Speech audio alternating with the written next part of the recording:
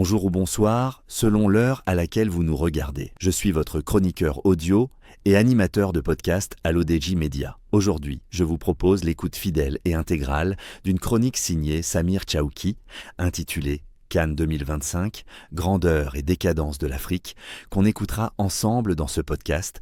L'auteur commence son article ainsi. Ce qui était censé être une grande messe de l'Afrique a finalement tourné au cauchemar. Au-delà du résultat sportif, cette édition fut attendue sur les aspects d'organisation et d'infrastructure. Un challenge réussi mais avec des égratignures qui ont entaché le tableau final. Tout au long d'un mois, 24 sélections africaines et derrière eux des milliers de supporters et de journalistes étaient au rendez-vous du plus important événement sportif du continent. Une CAN, suivie de par le monde, et un test grandeur nature sur les capacités organisationnelles de tout un continent. Challenge réussi, la compétition a été organisée sur 9 stades dans 6 villes et un stade d'entraînement pour chaque équipe participante. Une première en Afrique avec une qualité irréprochable des infrastructures sportives. Par ailleurs, fort de son standing de première destination touristique en Afrique, le Maroc dispose des hôtels de classe mondiale. C'est ainsi que les délégations participantes ont toutes bénéficié d'un hôtel réservé pour usage exclusif, sans parler d'autoroutes et de TGV de rang mondial. Restait à savoir si l'affluence allait suivre. À ce niveau, la proximité à l'Europe et la disposition d'une dizaine d'aéroports a permis à la diaspora africaine en Europe de faire le déplacement au Maroc dans les meilleures conditions. Résultat, record battu d'affluence à 1,2 million de spectateurs. Cet ensemble, et de l'avis de la presse africaine et mondiale, a mis cette compétition au standard d'une Coupe du Monde, ce qui est en soi une fierté africaine. Sur le plan financier, la CAF a réalisé un jackpot en multipliant ses recettes par 2, par rapport à la Cannes 2023, à la Côte d'Ivoire, à 200 millions de dollars. Le nombre de sponsors officiels est passé de 16 à 23 et les broadcasters de 67 à 111. En d'autres termes, cette édition a pris une dimension financière sans précédent. Faites gâcher, si sur le plan organisationnel, il y a eu une quasi-unanimité sur la qualité du produit, mais cette édition a curieusement été la cible de dénigrement avant même de démarrer. D'aucuns avaient développé la théorie de complot qui consistait que cette Cannes 2025 serait remportée par le pays organisateur sans présenter la moindre preuve.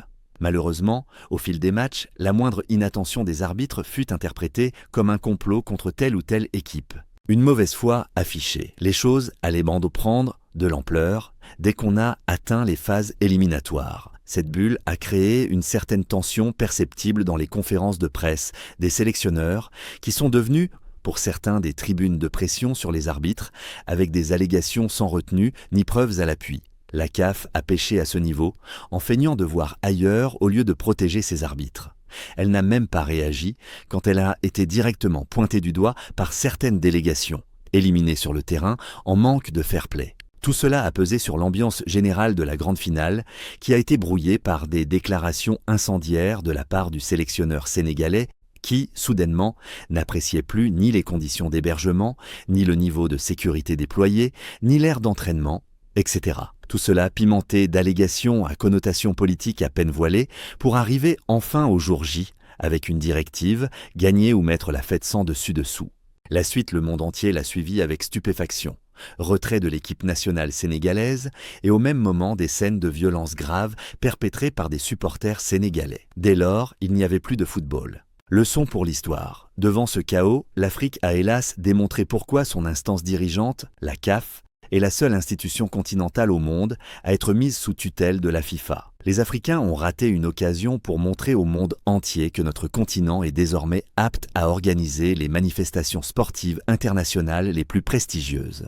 On s'est tiré plusieurs balles au pied pour de petits calculs politiciens téléguidés sur lesquels d'aucuns ont malheureusement tombé les 2 pieds joints. D'ailleurs, cela n'a pas pris plus de 3 jours que le président de la fédération espagnole est sorti pour déverser son venin sur le continent africain. Il n'y va pas par 4 chemins en annonçant unilatéralement que, vu les incidents qui ont émaillé la finale de la Cannes 2025, ce sera en Espagne où se jouera la finale de la Coupe du Monde 2030.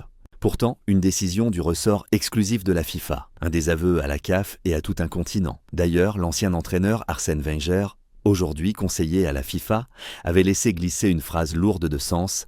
L'organisation de la CAF 2025 n'a rien à envier à la dernière Coupe du Monde Qatar 2022, mais j'ignore pourquoi les Africains tiennent à se tirer vers le bas.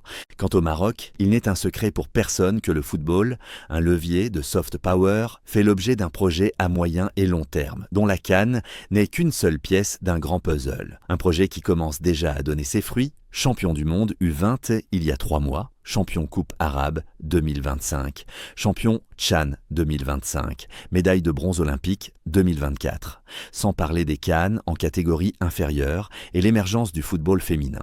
D'ailleurs, ce soir, l'équipe marocaine féminine Asfar affrontera à Londres Arsenal en demi-finale de la Coupe du monde des clubs représentant le continent africain. Ainsi s'achève cette chronique de Samir Chaouki. Je vous donne rendez-vous très prochainement pour une nouvelle chronique, toujours avec la même exigence éditoriale et le même respect des auteurs.